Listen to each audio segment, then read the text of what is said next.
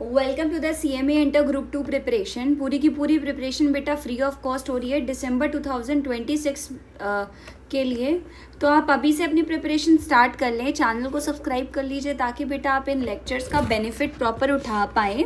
ठीक है, playlist already होती जा रही है, बड़ी होती जा रही है, तो प्लीज़ आप ना अच्छे से एक एक चैप्टर पकड़ पकड़ के प्रॉपर करें, सॉल्यूशन अपने हाथों से लगाएं ताकि आपकी प्रैक्टिस और अच्छी हो पाए। ठीक है, अभी हम OMSM का काफ़ी पार्ट हम लोग कर चुके थे, अब हम आते हैं पार्ट 3 पे SM का। ठीक है, SM करवा रही हूँ ताकि आप लोग SM थोड़ा पहले करके रखें, समझ के रखें चीज़ों को, तो लास्ट में आपको पैनिक नहीं होगा। ठीक है, एक दो बार आप पहले से समझ के रखेंगे।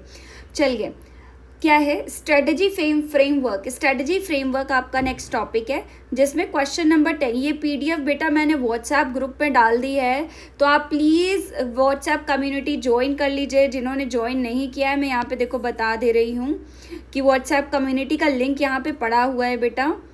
सी दैट यहाँ पे मैं शेड्यूल डालती हूँ। ये व्हाट्सएप कम्युनिटी का लिंक और QR पड़ा है, तो आप यहाँ से डाउनलोड कह रही हूँ, आप यहाँ से ना लिंक ज्वाइन कर सकते हो, व्हाट्सएप की कम्युनिटी पे ऐड कर सकते हो। तो जो भी मैं आपके लिए जो भी स्टफ्स हैं मेरे पास, जो भी मैं बना रही हूँ आपके लिए, जो दिसंबर 2026 के लिए अवेलेबल हैं, ठीक है, इंपॉर्टेंट हैं, क्वेश्चन बैंक वगैरह है, जो भी चीज़ें हैं वो सब मैं यहाँ पे डालने वाली हूँ, तो आपको यहाँ से क्लैरिटी मिल जाएगी कि क्या है। ठीक है, तो इसीलिए मैंने एक PDF ही बना दिया है बेटा। PDF से आपको और आसानी रहेगी, आप अपने लैंग्वेज में उस नोट्स को बना सकते हो। इससे पहले के जो 2 लेक्चर लिए हैं उसमें मैंने PDF बना के नहीं शो किया है, बट PDF में वही सारी चीज़ें लिखी हुई हैं। आपको और इजी रहेगा, PDF आपके पास रहेगा, आप इसको प्रिंट आउट करके निकाल सकते हो। ठीक है, what is the meaning of red ocean strategy. ठीक है, रेड ओशन स्ट्रैटेजी क्या होती है, देखो सबसे पहले हम रेड ओशियन और ब्लू ओशियन को समझते हैं, फिर हम आगे इस डायग्राम पे आएंगे। ठीक है, डायग्राम इसीलिए रखे हैं ताकि आप थोड़ा सा इंटरैक्ट कर सको, PDF बोरिंग ना लगे यार। उसके बाद red ocean strategy means competing in an existing market. Wait, let me put the on this one. ये ज़्यादा सही है आपको समझाने के लिए। Okay, wait a minute.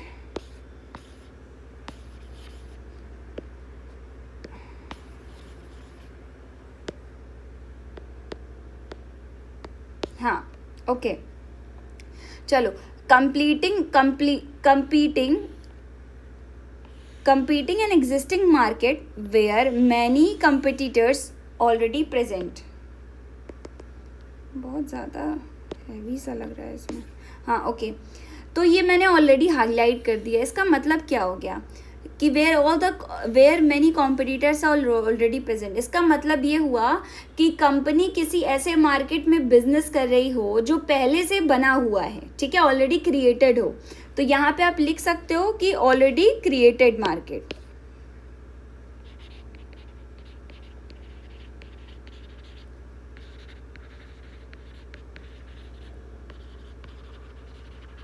ठीक है, ऑलरेडी क्रिएटेड मार्केट हो, उसमें वो काम कर रही हो। ठीक है, उस एग्जिस्टिंग मार्केट में काम कर रही हो और उस मार्केट में बहुत सारी कंपनीज ऑलरेडी काम कर रही होती हैं। एग्जाम्पल मैं लेती हूँ, जैसे एग्जाम्पल ले लो, जैसे सॉफ्ट ड्रिंक्स का मार्केट ऑलरेडी होता है, ठीक है, ऑलरेडी है, उसमें कोका कोला, पेप्सी और बहुत सारी कंपनीज हैं, राइट। तो ऐसे, तो अगर कोई नई कंपनी सॉफ्ट ड्रिंक लॉन्च करती है तो वो एग्जिस्टिंग मार्केट में एंटर कर रही है, that is called red ocean strategy. अब आते हैं, the name red ocean represents the intense competition where the businesses fight with each other making the market like an ocean turning red. ठीक है, अब इसका क्या मतलब हुआ, इसका मतलब यही हुआ कि ऑलरेडी आप कोई भी एग्जिस्टिंग मार्केट है उसमें एंटर कर रहे हो। इसका पूरे का मतलब ही यही हुआ कि red ocean represent the intense competition. Obviously बहुत सारी कंपनीज होंगी तो इंटेंस कंपटीशन तो होने ही वाला है। ठीक है, where business fight with each other making the market like an ocean turning red, that is why it is called red ocean strategy. I hope you will understand this. ठीक है, मैं बहुत ज़्यादा क्लियर क्रिस्प में बताना चाह रही हूँ कि आप लोग क्लियरली समझ सके। मेसी नहीं चाहती हूँ कि theory, messy theory is very interesting part. अगर आप समझ जाते हो तो वो बहुत अच्छा रहता है। चलो, रेड ओशन स्ट्रैटेजी ऑलरेडी मैंने देखो यहाँ पे लिख दिया है। रेड ओशन स्ट्रैटेजी का मतलब है ऐसे मार्केट में कंपटीशन करना जहाँ पहले से ही बहुत सारे कॉम्पिटिटर्स मौजूद होते हैं। कंपनीज का मेन एम होता है कि अपने कॉम्पिटिटर्स को बीट करके ज़्यादा कस्टमर अट्रैक्ट करना और अपना मार्केट शेयर बढ़ाना। ठीक है, ये मैंने ऑलरेडी आपको लिख के दे दिया है ताकि आप लोग दोनों लैंग्वेज में थोड़ा थोड़ा समझ पाओ। रेड ओशन स्ट्रेटजी नाम दिया गया है क्योंकि मार्केट में बहुत ज़्यादा कंपटीशन होता है, कंपनीज एक दूसरे से इतनी टफ कंपटीशन करती हैं, इससे रेड ओशन कहा जाता है। यानी एक ऐसा ओशियन जो कंपटीशन की फाइट की वजह से रेड हो गया हो। Got it? अब देखो, रेड ओशन स्ट्रैटेजी एक ऐसी स्ट्रैटेजी है जिसमें, ये थोड़ा मैंने आपकी व्हाट्सएप लैंग्वेज में लिखा है, आप इसको देख सकते हो कि रेड ओशन स्ट्रैटेजी एक ऐसी स्ट्रैटेजी है जिसमें कंपनी एग्जिस्टिंग मार्केट में कॉम्पिटिटर्स के साथ compete करती है और उनसे बेटर परफॉर्म करके कॉम्पिटिटिव एडवांटेज हासिल करने की कोशिश करती है। ठीक है, अब जो आप एग्जाम में लिख सकते हो वो यहाँ पे लिखा है। ठीक है, यहाँ पे देखो मैंने लिख दिया है इजी एग्जाम डेफिनेशन, आप इसको थोड़ा सा मॉडिफाई कर सकते हो, बाकी आप डायरेक्ट डेफिनेशन भी लिख सकते हो अपनी लैंग्वेज में जो यहाँ पे बेटा इंग्लिश में लिखी हुई है। ठीक है, ये अप्लाई कर सकते हो। अब बहुत ज़्यादा पढ़ने की कोशिश मत करना कि थ्योरी में और पॉइंट्स लर्न कर लूँ, नहीं, थ्योरी में लिमिटेड पॉइंट्स लर्न करना बट सॉलिड पॉइंट लर्न करना है ना, कि एक फ्लो में आ सको आप। मान लो 10 पॉइंट भी लर्न करके जा रहे हो पर हेड, उसका कोई मतलब नहीं है बेटा। कीवर्ड्स पढ़ के जाओ, क्या कॉन्सेप्ट है वो पढ़ के जाओ, क्या लिखना है वो दिमाग में होना चाहिए, और किस तरीके से आप थ्योरी को अटेम्प्ट करते हो, दैट मैटर्स अ लॉट। मैं आपको एक वीडियो बना के दूंगी जिसमें मैं बताऊंगी थ्योरी को अटेम्प्ट कैसे करना है पेपर में बेटा।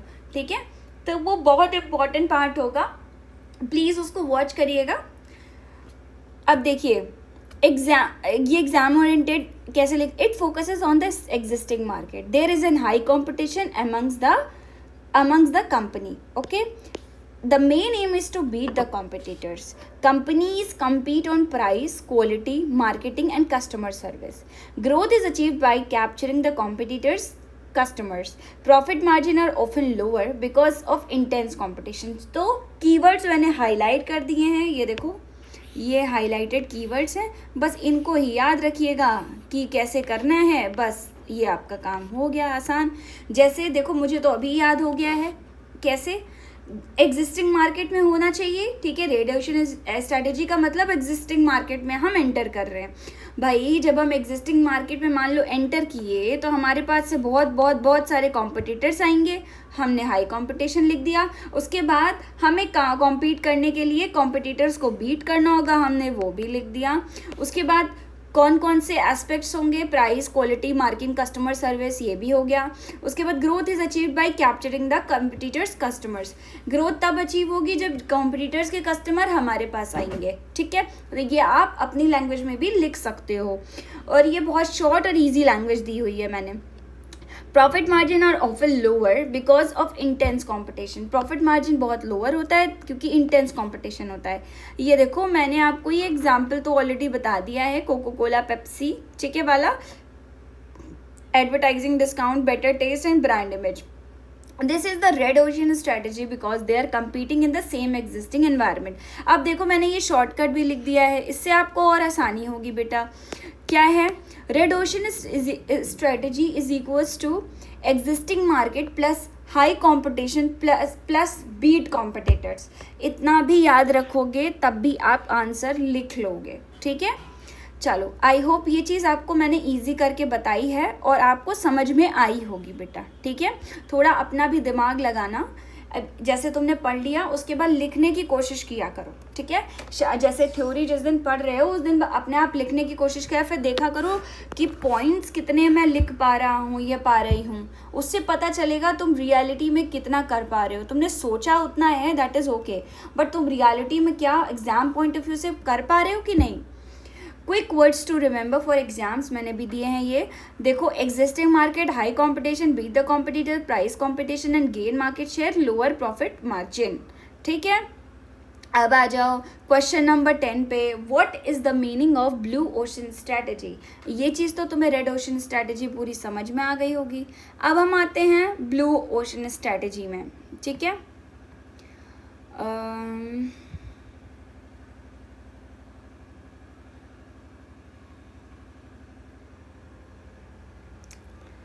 ओके,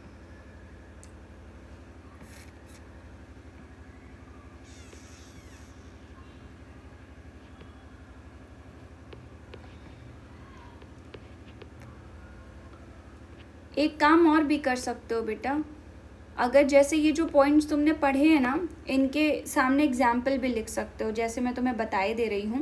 मतलब ये मेरे अपने पर्सनल एक्सपीरियंस है, एग्जाम्पल लिखोगे तो और मार्क्स मिलते हैं। एग्जाम्पल जब लिखोगे तो जैसे यहाँ पे लिख सकते हो सॉफ्ट ड्रिंक्स का, ठीक है, कुछ अंदर लिखोगे ना इसके पॉइंट के, तो ये चीज़ ऐसे लिख सकते हो, ठीक है। Already existing market to compete with the competitors, okay. High competitions में तुम क्या लिख सकते हो, जैसे कोको कोला वर्सेस पेप्सी, ठीक। उसके बाद बीट द कॉम्पिटिटर्स में तुम क्या लिख सकते हो कि जैसे तुम ये लिख सकते हो कि कस्टमर किस तरीके से, इसमें कोई एग्जाम्पल तुम देने की ज़रूरत नहीं है, ठीक है। अब हम प्राइस कम में क्या लिख सकते हो कि प्राइस, क्वालिटी, मार्केटिंग, कस्टमर, इन चारों पॉइंट्स को सेपरेट एक्सप्लेन कर सकते हो, ठीक है। और ये आप अपनी लेमैन लैंग्वेज में भी लिख सकते हो, कोई प्रॉब्लम इंस्टीट्यूट को नहीं होती है, ठीक है। ग्रोथ में आप लिख सकते हो कि अगर जैसे तुम ग्रोथ में ये लिख सकते हो, ग्रोथ मतलब कैप्चरिंग द कॉम्पिटिटर कस्टमर्स, ये लिख सकते हो अगर तुम पेप्सी पीते हो और कोको कोला तुम्हें अपनी तरफ अट्रैक्ट कर लेती है, ठीक है, तो कोको कोला ने कॉम्पिटिटर्स का कस्टमर कैप्चर कर लिया, ऐसे एक एग्जाम्पल दे सकते हो बना के, ठीक है। आई होप ये चीज़ समझ में आई होगी बेटा। अब हम आगे बढ़ते हैं। देखो तो मैं ये वाला पॉइंट बता देती हूँ, शायद ये पॉइंट मुझे लग रहा है आपको समझ में नहीं आया होगा। Profit margin are often lower because intense competition. क्यों लोअर होता है? जब कंपटीशन बहुत ज़्यादा हाई होता है, कंपनीज़ को डिस्काउंट देने पड़ते हैं, प्राइस कम करना पड़ता है, एडवर्टाइजिंग पर ज़्यादा स्पेंड करना पड़ता है बेटा, तो इसलिए प्रॉफिट मार्जिन आपका कम हो जाता है। समझ में आया? इसीलिए लोअर लिखा हुआ है यहाँ पर। अब आ जाओ ब्लू ओशन स्ट्रैटेजी में। अब ब्लू ओशन ज़्यादा अच्छे से समझ में आएगा। Blue ocean strategy is a strategy which a company creates a new market space with a little or no competition through innovation and differentiation.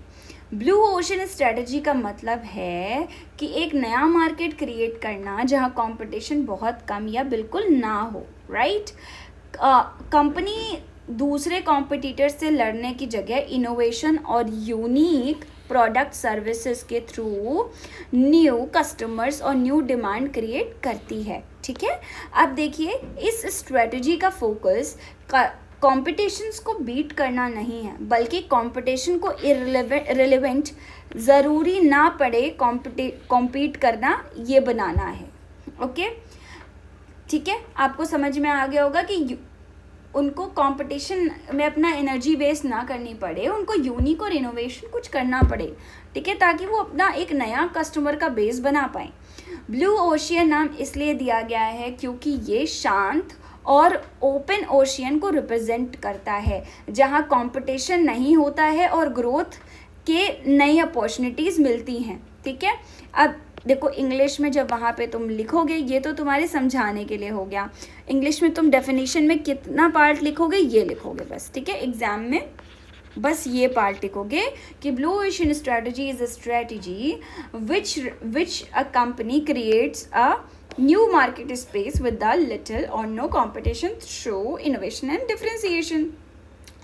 अब तुम क्या करोगे, उसके बाद तुम अपना ये जो है ये लेमैन लैंग्वेज में तुम लिखना शुरू करोगे अपना, ठीक है। इसको लेमैन लैंग्वेज में अपना लिख देना। अब देखो, जो एग्जाम पॉइंटर्स, इनको एक्सप्लेन करना होगा क्योंकि 7 मार्क्स का क्वेश्चन होता है। तो creates a new market, little or no competition, focus on innovation, creativity, creates a new demand and a new customers, make competition irrelevant, helps earn higher profit, ठीक है, ये चीज़ आपको एक्सप्लेन करनी पड़ेगी। अब जैसे helps to earn higher profit में क्या एक्सप्लेन करोगे? कंपटीशन कम होने की वजह से कंपनी को बेटर प्रॉफिट अपॉर्चुनिटी मिल सकती हैं, ठीक है। कंपटीशन कम है बेटा, तो कंपनीज ज़्यादा अपॉर्चुनिटीज़ गेन कर पाएंगी ना, क्योंकि कंपटीशन ही नहीं है, क्योंकि कंपनी को हर टाइम प्राइस वॉर या हैवी डिस्काउंटिंग नहीं करनी पड़ेगी इस केस में। अब आ जाओ मेक कंपटीशन इररिलेवेंट। इसका मतलब ये नहीं है कि कंपटीशन कभी आएगा ही नहीं, मीनिंग ये है कि कंपनी इनिशियली डायरेक्ट कंपटीशन पर डिपेंड नहीं करती है, क्योंकि उसने एक यूनिक मार्केट स्पेस क्रिएट कर लिया है। समझ में आया होगा मैं क्या बोल रही हूँ? Because it created unique market space, ठीक है। उसके बाद देखो new demand and new customers. New demand and new customers मतलब कंपनी एक ऐसा प्रोडक्ट एंड सर्विस क्रिएट करती है जिसके लिए न्यू कस्टमर्स इंटरेस्टेड हो जाते हैं, यानी कंपनी सिर्फ एग्जिस्टिंग कस्टमर को स्टील नहीं कर पाती है, ठीक है, वो न्यू डिमांड क्रिएट करती है। ये चीज़ समझ में आ गई होगी। अब हम आते हैं इनोवेशन एंड क्रिएटिविटी। मतलब इसमें तो आप बहुत कुछ लिख सकते हो। इनोवेशन मतलब new idea, innovation creativity unique products, कुछ भी लिख सकते हो, ठीक है। न्यू आइडिया मेनली तो इसमें तुम लिख सकते हो न्यू आइडिया। अब आओ लिटिल और नो कंपटीशन। मतलब न्यू मार्केट होने की वजह से इनिशियली कंपटीशन बहुत कम या ऑलमोस्ट नहीं होता है, इसलिए कंपनी को कॉम्पिटिटर से फाइट करने की ज़रूरत कम पड़ती है, ठीक है। अब पहला देखो, फर्स्ट पॉइंट आपका क्या हो जाएगा कि फर्स्ट पॉइंट क्या है? क्रिएट अ न्यू मार्केट, ठीक है। तो क्रिएट अ न्यू मार्केट में आप यही लिखोगे, एक मिनट, न्यू मार्केट में आप यही लिखोगे। जैसे आप एक एग्जांपल भी दे सकते हो न्यू मार्केट में, जैसे ऐप से घर बैठे कैब बुक करो, ठीक है। तो ये एक new way of providing the service. आजकल और भी एक नई सर्विसेज चली है यहाँ, तो बहुत मैं देख रही हूँ यहाँ पे मेरी फ्रेंड्स वगैरह बहुत ज़्यादा इन सर्विसेज को यूटिलाइज़ करते हैं। जैसे आपने देखा होगा कि हाउस हेल्पर्स के लिए, हाउस हेल्प करने के लिए बहुत सारी सर्विसेज आप ऐप पे उनको बुक करें और वो आपको प्रोवाइड करेंगे। मतलब वो आपको आपके पास आ जाएंगे और आपका जो भी काम है वो आपकी हेल्प कर देंगे उसमें, फिर वो चले जाएंगे आपका काम कंप्लीट करके, तो आपको काम की भी टेंशन नहीं है। तो ये चीज़ होने लगी है। अब देखो जैसे एप्पल का आईफोन। अब बेटा तुम एग्ज़ाम में ये पॉइंट्स तो लिख के ही आओगे, डेफिनेशन फिर पॉइंट्स। मैं बताऊंगी थ्योरी अटेम्प्ट कैसे करना है।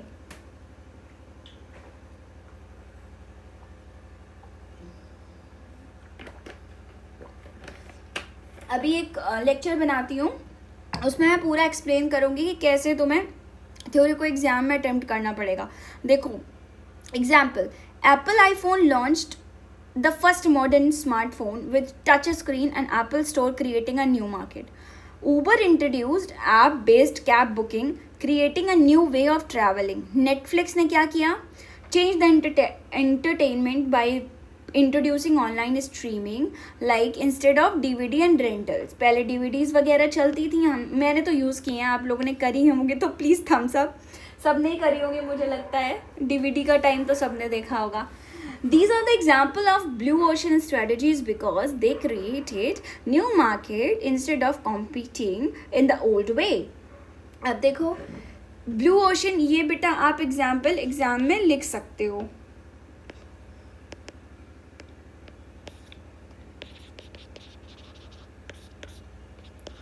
ये एग्जाम में आपको लिखना ही लिखना है, ठीक है।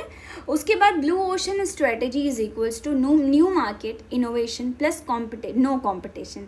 ये एक शॉर्ट है जो आप दिमाग में बिठा के कीवर्ड्स की तरह याद कर सकते हो। एटलीस्ट आपको ओवरलुक पता होगा क्या लिखना है, राइट। अब देखो difference between red ocean strategy and blue ocean strategy. क्या डिफरेंस है देख लो। Red ocean strategy existing market, इसमें new market, high competition, little और no competition, beat the competitors, create a new market, existing customers, new customers, existing market, create a new market, focus on the price and the competition, focus on the innovation and the uniqueness, lower the profit margin, higher the profit margins, and example Coca-Cola and Pepsi, example Uber and Netflix। तो ये आपको difference भी समझ में आ गया। इसके अंदर का एक्सप्लेनेशन मैंने यहाँ इतना नहीं दिया है पॉइंट्स में, बिकॉज बच्चे बहुत ज़्यादा कंफ्यूज हो जाते हैं पूरी लॉन्ग थ्योरी पढ़ने में, ठीक है। अब ये आप खुद प्रैक्टिस करोगे, थोड़ा सेल्फ काम भी करो ना बेटा, ये आप खुद प्रैक्टिस करोगे। कैसे करोगे? पॉइंटर्स याद है, ठीक है, कीवर्ड्स याद हो गए, जो हाईलाइट किए हैं वो कीवर्ड्स हैं, उनको याद करके और बार बार रिमाइंड करके कि अच्छा ये होता है, फिर ये होता है, कि स्टोरी फॉर्म में उसको कनेक्ट करके अपने दिमाग में। फिर आपको क्या करना है, फिर आपको सीधा सा बस उनको लिख लिख के देखना है। जो थ्योरी पढ़ी आज, मान लो पार्ट 1 पढ़ा एसएम का पूरा, तो उसको लिख लिख कर देखना है। आज मैं पार्ट 1 आपका कंप्लीट करा दूंगी, पार्ट 2 के पीडीएफ में जल्दी डाल दूंगी, ठीक है। थोड़ी सी पीडीएफ बची है जो बना रही हूँ, वो पार्ट 2 के पीडीएफ में डाल दूंगी। अब देखो आप, ये कंप्लीट हो गया। अब हम लोग चलेंगे बेटा स्ट्रेटेजिक मैनेजमेंट पे। जब आप ये पीडीएफ पढ़ रहे होगे मुझसे, तो please don't open your book. आप अपनी बुक मत ओपन करिए, आपका सब बुक का मटेरियल मैंने ऑलरेडी देख लिया है, उनके सारे पॉइंटर्स मेरे पास हैं और मैंने जो ज़रूरी है बस वही पॉइंटर्स रखे हैं बेटा। तो प्लीज़ बुक मत ओपन करें, बुक ओपन करेंगे तो आप इजी वे में चीज़ों को समझ नहीं पाओगे, और समझ नहीं पाओगे तो कर भी नहीं पाओगे।